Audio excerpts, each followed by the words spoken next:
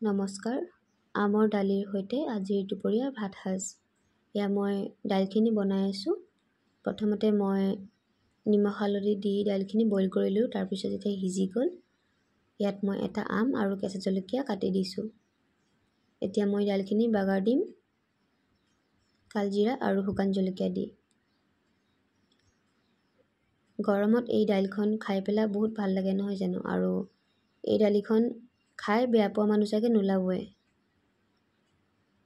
আৰু লগতে মই বনাইছিলোঁ আলু পিটিকা, ভাতকেৰেলা ভাজি, ডাংগুটি, আলু আৰু বেঙেনা ভাজি, আৰু লগতে লৈছোঁ মই ভেন্দি ফ্ৰাই আৰু কেঁচা জলকীয়াও লৈ লৈছোঁ 2টা। আৰু এয়া মোৰ আজি দুপৰীয়াৰ ভাত সাজ।